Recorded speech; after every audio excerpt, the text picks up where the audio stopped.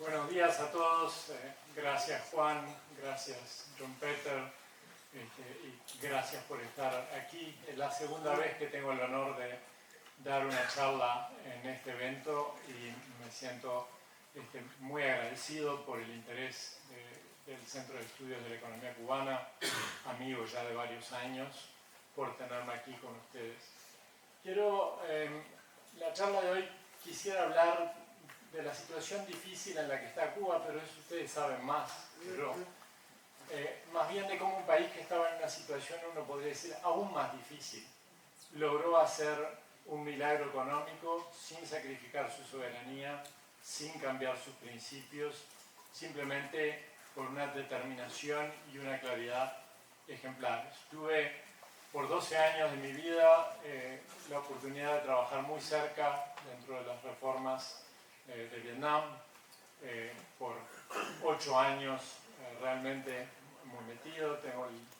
Siento el orgullo de ser un amigo de Vietnam, tengo 3 medallas del gobierno vietnamita y quiero contarles, y sigo muy cercano al país, sigo yendo todo el tiempo, quiero contarles un poco cómo es la visión de alguien que estuvo en ese proceso pensando, mirando a Cuba y pensando en cómo se hacen esas transiciones de nuevo, sin sacrificar soberanía, sin sacrificar principios. No sé si tengo un control o tengo que ir pidiendo cada lámina.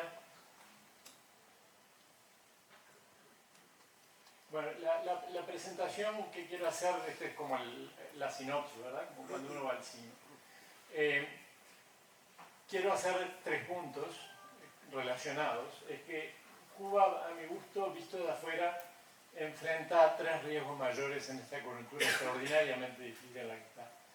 El primero es que haya esfuerzos, porque sin duda hay esfuerzos, pero que de algún modo el total sea menos que la suma de las partes, que los esfuerzos terminen siendo descoordinados y con poco impacto, como ha ocurrido con previos esfuerzos.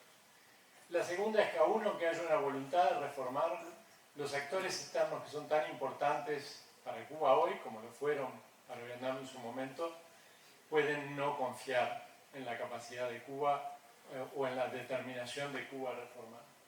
Y la tercera es que a raíz de eso, de medidas que no son las prioritarias, de falta de confianza, los financiamientos y los apoyos que necesita Cuba en este momento no se materializan. Y lo que quiere hacer la presentación, y es ahí que voy a poner el énfasis, no tanto en los problemas, sino en las propuestas, es responder a cada uno de estos problemas con una solución clara, todas ellas inspiradas en la experiencia de Vietnam al comienzo de su proceso de reformas dentro del año que viene, hace 40 años, ¿verdad? El primero es cómo focalizar los esfuerzos, cómo evitar esa dispersión. Y le voy a llamar a esa parte la matriz, y voy a explicar por qué es la matriz. El segundo es cómo ganar credibilidad con los actores externos que Cuba necesita para salir adelante, y a eso le voy a llamar el foro. Y la tercera es tender puentes. A toda paz, a toda situación de paz y prosperidad, se llega con puentes tendidos para buscar soluciones que beneficien a todo el mundo. Próximo. O sea, empiezo muy brevemente con el planteamiento del problema, pero esto ustedes lo conocen mejor que yo. Próxima lámina. Todos sabemos que la situación de Cuba es no solo difícil, sino a veces cada vez más difícil, ¿verdad? Estos números, ustedes los conocen, son números oficiales, son del último informe de las Naciones Unidas para Cuba, sobre el producto, sobre la producción de alimentos, sobre el turismo, sobre electricidad, y uno podría seguir agregando. Próxima lámina. Al mismo tiempo hay una visión muy negativa en el exterior de Cuba. Próxima lámina. Por ejemplo, esto es cómo se ve desde Argentina. Esto es un diario argentino. Próxima lámina. Esto es cómo se ve desde Estados Unidos. Eso es el New York Times. Otra lámina. Eso es cómo se ve desde Europa, desde el país. Otra lámina. Esto es cómo se ve desde Inglaterra, The Economist, que es uno de las revistas más influyentes. O sea que hay una percepción a esta altura que aun cuando uno haga todo bien, aun cuando uno tenga un plan maravilloso, hay una percepción que plantea problemas. Próxima lámina. Al mismo tiempo, yo me he sentido entusiasmado, diría a veces más que muchos de ustedes con los que he hablado por el hecho que hay anuncios de medidas, ¿verdad? Aquí hay dos. Uno es el programa de gobierno para corregir distorsiones, que salió publicado hace no mucho, y otras son las medidas anunciadas para atraer inversión externa. Y próxima lámina. Próxima, no sé qué pasó. Bueno, había una anterior, pero bueno. La voy a llamar a este programa de gobierno PG y a la otra EVA, y a la otra IE, una más, porque voy a hacer referencia a medidas que están ahí adentro, ¿verdad? Próxima lámina. Entonces, como les decía, quiero hacer esto desde la perspectiva de las reformas de Vietnam. Y en la reforma de Vietnam hubo un punto de inflexión, fue el 6º Congreso del Partido Comunista en 1986, y hubo dos ejes, y tienen el eje del tiempo, y los dos ejes fueron uno, reformas domésticas, el problema de cómo priorizar, y el otro, la reinserción internacional. Si ustedes piensan que la situación, el aislamiento, la hostilidad hacia Cuba hoy es alta, es menos que lo que fue hacia Vietnam en 1986. En ese momento Vietnam estaba completamente aislado, habían entrado unos pocos años antes con un ejército que era lo más poderoso del mundo, habían entrado a Camboya a sacar a Pol Pot, y eso había sido considerado como algo que puso a toda la comunidad internacional contra ellos. O sea que el aislamiento en el 86 es total, absolutamente total. Y en el 6º Congreso del Partido Comunista, un gran líder, Vo Van Kiet, es el que lidera la transición a seguir siendo socialista, pero con mecanismo de mercado, no con planificación, sino con mecanismo de mercado. Fue una transición gradual, no fue una transición basada en privatizaciones, aquí no hay prácticamente nada que tenga que ver con privatizaciones, pero en un eje de reformas muy estratégicas, precios duales, primera cosa, ley de la tierra, distribuir la tierra a los campesinos, cosa que en Cuba ya está, sacar todas las empresas públicas de la intermediación, de modo que los campesinos pudieran vender directamente, exportar directamente, ley de inversión extranjera, una situación en la cual está Cuba, bastante rápido un sistema tributario único, nada de ponerle impuestos de manera distinta a las empresas públicas y a las privadas, un proceso gradual, muy gradual, con las empresas más chiquitas de entrada de capital privado en las empresas públicas, una ley de empresas privadas en el 99 que básicamente permite a quien quiera empezar una MIPYME, como dirían ustedes, empezarla, ¿verdad? Para que la gente pueda tener oportunidades, creación de mercado accionario, una reforma fiscal que fue muy fundamental, básicamente fue la que cambió cómo se manejaba la finanza pública, la reforma del sistema bancario, y siguen. Si ustedes miran, hoy Vietnam de nuevo tiene 5 grandes elementos de reforma en su agenda y siguen reformando, ¿verdad? 40 años después. Pero también hubo un esfuerzo muy deliberado de reinsertarse en el mundo, en parte esforzado en el 91 en la disolución del Comecon, como para ustedes el periodo especial, pero la decisión de Vietnam de insertarse al mundo, la decisión, como lo llaman ellos, de ser amigos con todos los países, eso incluye ser amigos con los Estados Unidos, 2 millones de muertos, ser amigos con los Estados Unidos, la entrada al Fondo Monetario, al Banco Mundial, a la ASEAN, el acuerdo de libre comercio con Estados Unidos en el 2001, que es un hito fundamental de integración a la economía mundial, el comienzo del apoyo presupuestario en el 2003, en el cual estuve muy involucrado, que fue cómo la comunidad internacional apoyó financieramente a Vietnam, y en el 2007, de nuevo un hito fundamental, la entrada a la Organización Mundial del Comercio, que de algún modo pone enteramente a Vietnam en el mundo. Próximo slide. Entonces, los 3 puntos que quiero hacer, la matriz, el foro y la oferta, son formas de decir, ¿podría Cuba hacer algo similar? ¿Podría hacer algo similar incluso en tiempos acelerados? Ahí ese eje era un eje de una quincena de años, ¿verdad? Se podría, y más, se podría hacer eso en tiempo acelerado. El primero es la matriz, y lo de la matriz es un instrumento muy simple, ¿verdad? Es como una cuenta de almacenero, de algún modo, pero es un instrumento muy simple para tratar de focalizar, y uno en el cual yo estuve muy involucrado en el diálogo con las autoridades vietnamitas, ¿verdad? ¿Qué es la matriz? Próximo slide. Es una forma de algún modo no caer en esta situación, que es la que tiene el programa de gobierno, ¿verdad? No quiero ser crítico, todo lo constructivo posible, pero el programa de gobierno tiene 106 objetivos específicos, 342 acciones, 264 metas, y uno puede decir, bueno, esto probablemente no se puede hacer todo, no hay capacidad humana de hacer todo. ¿Qué se va a hacer de esto? ¿Verdad? Y ahí adentro, cuando uno lo mira, puse el bueno, el malo y el feo, no se acuerdan de una vieja película de Clint Eastwood, de un western.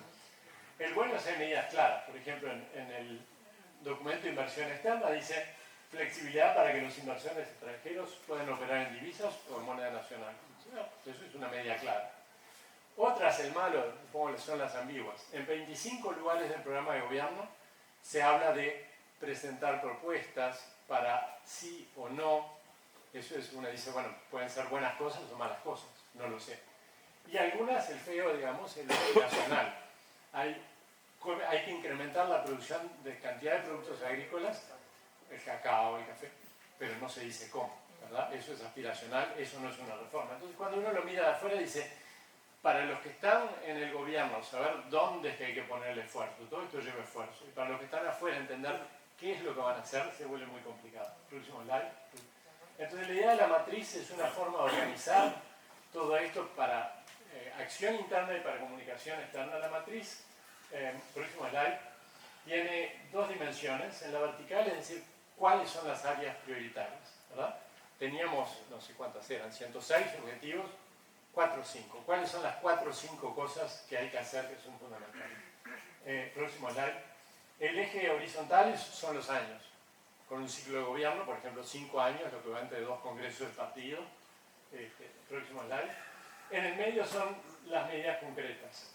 Y cuando uno dice medidas concretas, no es solo enunciarla, es cuál es la medida, qué es lo que se está tratando de hacer desde el punto de vista económico, cuál es el instrumento, es una ley, es un decreto, qué es lo que hay que hacer para que esto funcione, y cuál es la secuencia lógica en el tiempo. Generalmente uno tiene ley, después decreto de implementación, después diferentes cosas. Y al final, próximo slide, están el resultado esperado de las reformas, pero no el resultado aspiracional, ¿verdad? No el resultado de la economía va a crecer. El resultado es decir, por ejemplo, si sacamos las empresas públicas de la comercialización de productos agrícolas, tal porcentaje de la producción agrícola dentro de 5 años, probablemente los productores puedan venderlo directamente al mercado. Ese tipo de resultados. Próximo slide. Entonces, ¿cómo utilizamos la matriz? Lo que aquí llamamos la matriz de política económica, que es un lenguaje que todos los organismos internacionales, todos los donantes entienden, porque se utiliza mucho a través de países. ¿Cómo lo utilizamos en el caso de Vietnam? El primero fue lo que en inglés se llama ownership. El programa era el programa de Vietnam, ¿verdad? El programa de Vietnam, del mismo modo que yo mostré el programa de gobierno, los anuncios de inversión extranjera, eso, si se hace algo así en Cuba, le diría Cuba la que dice lo que hay que hacer, ¿verdad? Nadie le viene a decir a Cuba lo que hay que hacer. Pero tiene que haber un pronunciamiento claro que tiene peso político, ¿verdad? En el caso de Vietnam, un congreso del partido es un elemento extraordinariamente importante. Cuando el congreso del partido, cuando Vo Van Kiet, como primer ministro, después dice esto es lo que vamos a hacer, todo el mundo entiende que hay decisión política. Y hay también, de parte de los académicos, una cantidad de estudios, lo que ustedes hacen, ¿verdad?, para entender dónde están los problemas, es decir, para de algún modo reconciliar lo que el gobierno dice que va a hacer con nuestro entendimiento como economistas de por qué eso es importante. Sobre esa base se arma una matriz, en el próximo slide, que básicamente dice esto es lo que vamos a hacer si estuviéramos en Cuba haciendo esto es lo que vamos a hacer en el 2025, eso viene especificado, y una indicación de lo que vamos a hacer en el 2026, que bueno, puede ser no exactamente eso, pues las circunstancias cambian, ¿verdad?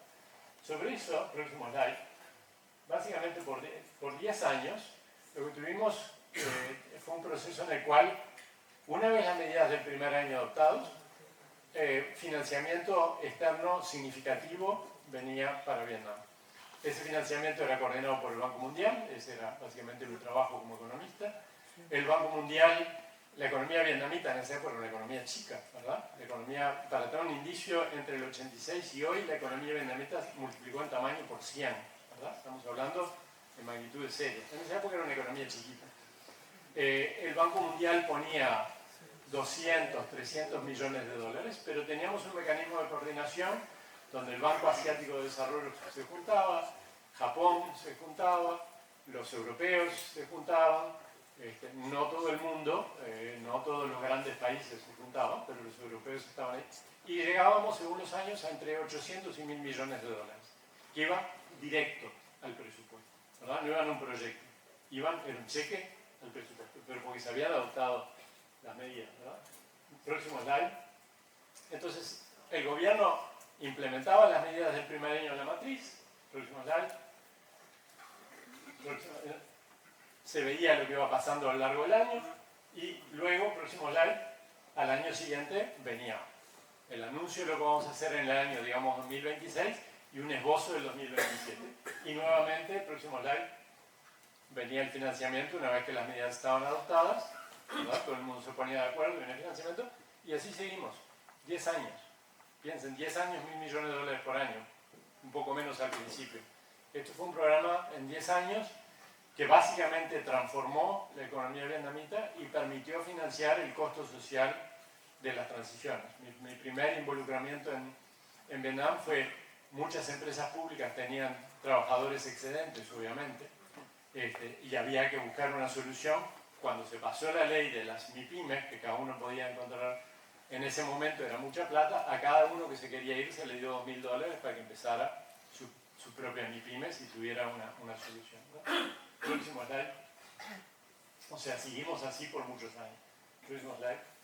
Entonces, si yo tuviera que decir, si yo tuviera que agarrar el programa de gobierno tal como estaba publicado y las medidas de inversión extranjera directa, ¿qué diría? ¿Cómo armaría una matriz si tuviera hace 20 años, cuando era un poco menos viejo, si estuviera hace 20 años con el gobierno vietnamita? ¿Qué es lo que diría? Yo diría que hay 4 áreas importantes. Las dos primeras, estabilidad macroeconómica, que es importante, y la segunda, el reequilibrio sectorial entre actores estatales y no estatales. Y en cada una hay una serie de medidas, por ejemplo, reducir subsidios, está en el programa de gobierno, a las empresas públicas, a las unidades presupuestarias con tratamiento especial, actualizar tarifas a costo para electricidad, agua y transporte, combustibles, pongo los números de las medidas, ¿verdad? Reformar impuestos, el programa de gobierno habla de la introducción del IVA de una manera un poco cautelosa, pero sería muy importante.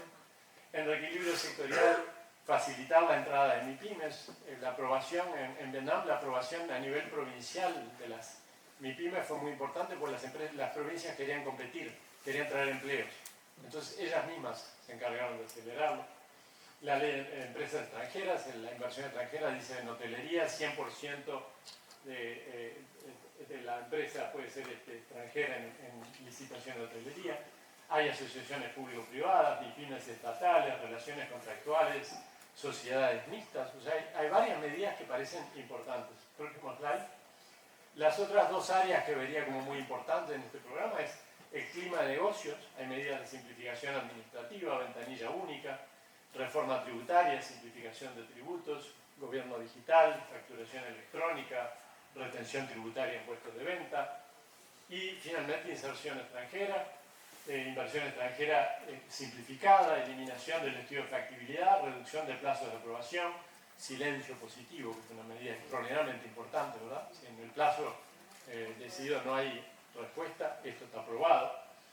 Financiamiento en divisas, que no mencioné, pero también, por ejemplo, para servicios médicos en plaza, que es una de las fuerzas de Cuba, eso está en el programa de gobierno. Y el swap de activos, al cual voy a venir, para organizaciones actualizadas, identificación de los bienes inmuebles, de instalaciones productivas sociales. Si no estuviera hoy en el Banco Mundial, yo soy jubilado del Banco Mundial, soy consultor del Banco Mundial, pero soy jubilado. Si estuviera en el Banco Mundial y me presento en un programa así, diría sí, podemos sentarnos a conversar, ¿verdad? Acá hay algo en serio. Pero fíjense, próximo slide, que esta vez eran solo 4 áreas y sobre 2 años 12 acciones por año. 12 en uno y 11 en otro, por ejemplo. O sea, es mucho menos que lo que tiene el programa de gobierno. Esto es algo focalizado y voy a ir a cómo se hace para que esto funcione. Próximo slide. Y eso me lleva al tema del foro, que es una forma de ponerse juntos, de enfrentar el segundo problema que mencionamos, que es el de la falta de credibilidad de los actores externos que Cuba necesita tanto para invertir como para tener protección en un mundo cada vez más complicado. Próximo slide. ¿Por qué Cuba necesita actores externos? Primero, porque necesita inversores, ¿verdad? Necesita gente que traiga no solo recursos, sino que traiga métodos de producción, métodos de gestión que son mucho más productivos que los que tiene Cuba. Segundo, Cuba necesita solidaridad internacional. En un tiempo de geopolítico difícil en el que estamos, yo diría, todavía el multilateralismo es la mejor protección de los países chicos, ¿verdad? O sea, volver de algún modo al sistema multilateral es una protección para un país chico. Pero para poder hacer eso hay que ser creíble, ¿no? Perdón, para arriba una.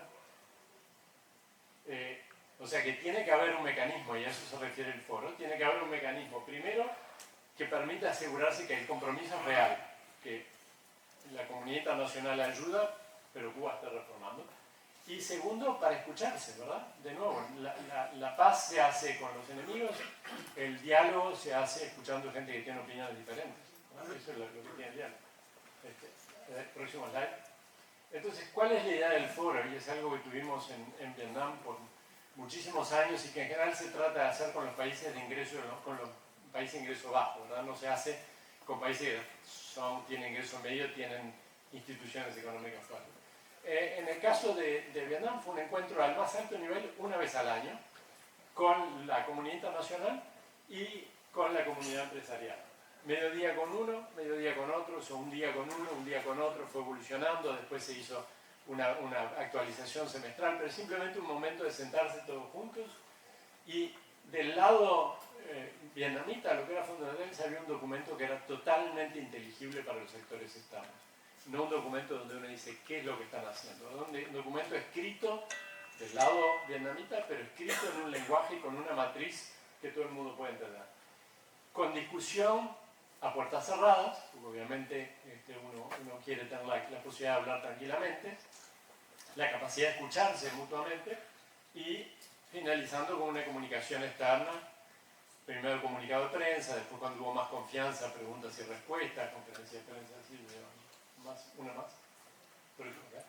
Ahora, para que este proceso funcione tiene que estar coordinado, porque es un proceso que tiene riesgos. Primero es del lado del gobierno, ¿verdad? El gobierno es, si uno se pone en teoría microeconómica, ¿verdad? El gobierno es un problema de agencia común. El gobierno en muchas partes, cada una con sus propios intereses, cada una con su propio entendimiento. Es comprensible que un Ministerio de Educación quiera recursos para la educación, es comprensible que un ministerio que hace infraestructura quiera recursos para la infraestructura. Alguien tiene que coordinar eso, pues además se puede volver una cacofonía donde la claridad que uno quería tener se pierde, ¿verdad? Entonces tiene que haber un coordinador claro del lado del gobierno, pero tiene que haber un coordinador claro del lado externo, porque el lado externo uno tiene distintas visiones, distintas agendas, algunas de las cuales no tienen que ver con el desarrollo de Cuba.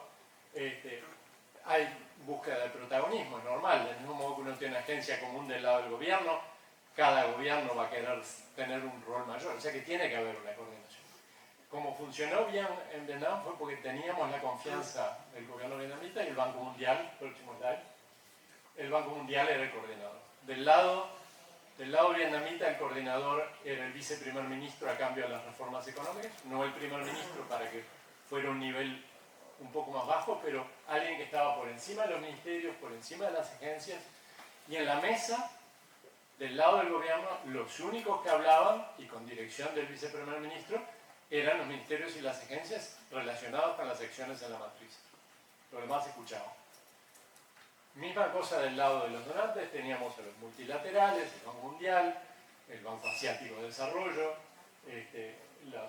las regionales, el Banco Asiático de Desarrollo es un banco regional, como el Banco Interamericano de Desarrollo, la CAF en América Latina, y la Unión Europea, varios de los países, pero los que estaban en la mesa y los que tenían la palabra eran los que estaban dispuestos a financiar. Los demás estaban sentados en el asiento de atrás, ¿verdad? Y ese papel de coordinación es lo que permitía que se discutía lo que estaba en la matriz de la manera más constructiva posible y no otras cosas, ¿verdad? Ese mecanismo funcionó muy bien y yo si tuviera que decir, si hubiera que hacer esto en el caso de Cuba, ¿quién sería el coordinador? ¿Verdad? Próximo slide. Yo diría algún país amigo latinoamericano al cual Cuba le pueda tener confianza, ¿verdad? No pongo nombre de país, pero ustedes se pueden imaginar alguno ahí que podría ser. Próximo slide. Finalmente, el tema de tender puentes, ¿verdad? Hacer una oferta. Muchas veces la credibilidad pasa por arriesgar algo.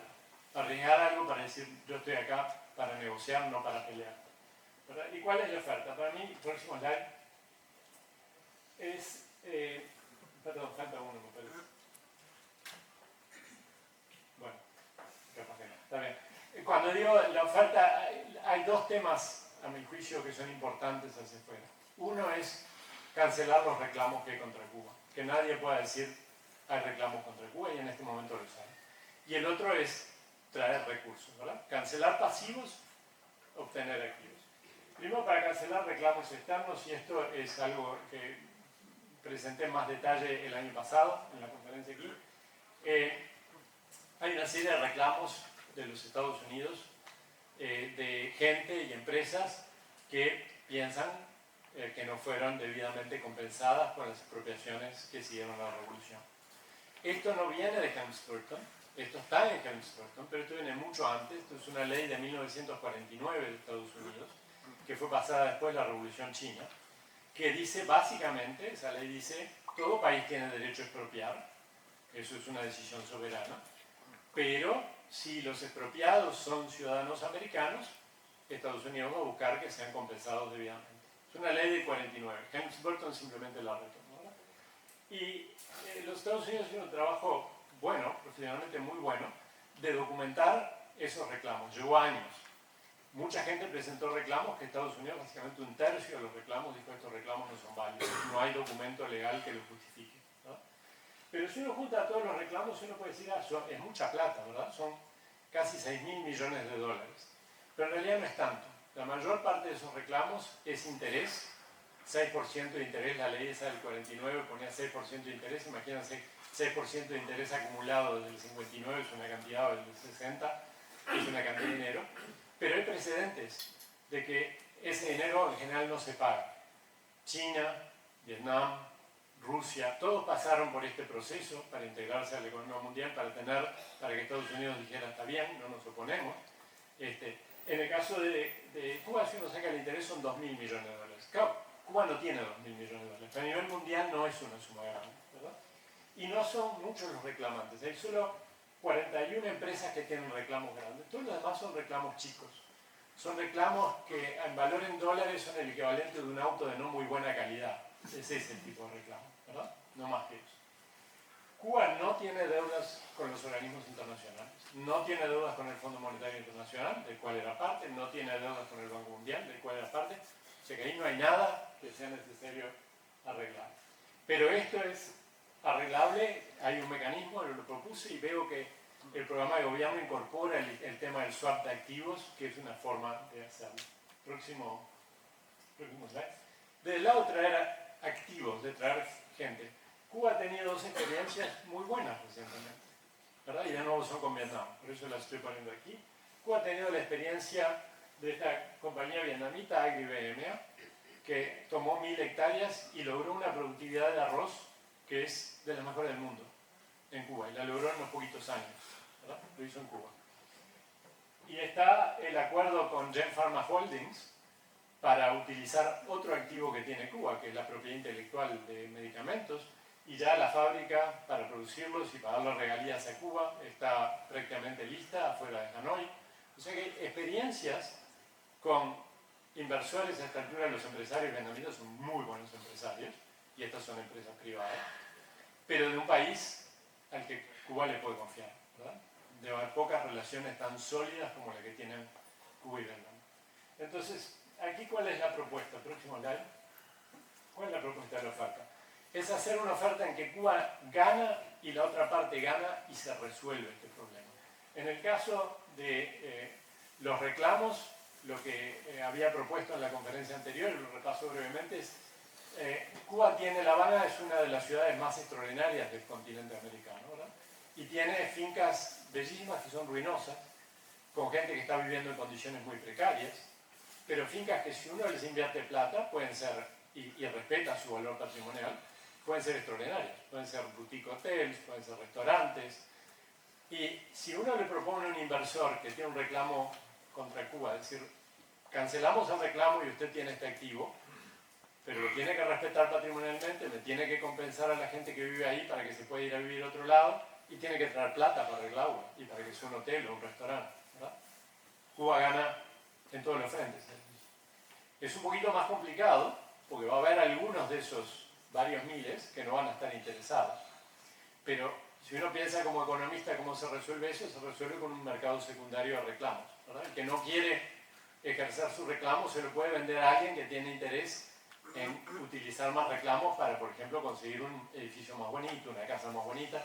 Y el cálculo que lo había hecho, un cálculo de almacenero de nuevo, es que con un pedacito, una pequeña parte de las propiedades del barrio de Colón da para cancelar los reclamos bajo que están bajo la ley del 49 y retomado por James Burton. O sea que hay una forma de hacer esto, pero es importante tener un mecanismo que le dé credibilidad, porque esto requiere economía compleja, requiere un mercado secundario, requiere un swap de activos, tiene partes legales.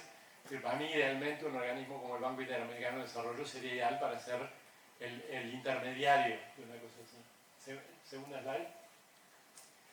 Segundo es cómo atraer inversores ahora que el programa de gobierno se mueve hacia empresas mixtas, se mueve hacia inversión extranjera. Qué mejor que si se pudiera generalizar la experiencia de esas dos empresas vietnamitas. Si en vez de dos fueron 200. Si en el sector de los lácteos tuvieran a Vinamilk, que hoy es una de las 10 principales productoras de productos lácteos del mundo, ¿verdad? Con ese tipo de capacidad. Gente que es muy buena empresaria y de un país con confianza. ¿Cuál es el problema? Que Cuba no sabe a quién ir a hablar. Cuba puede decir, yo quiero resolver los alimentos, que es fundamental, ¿verdad?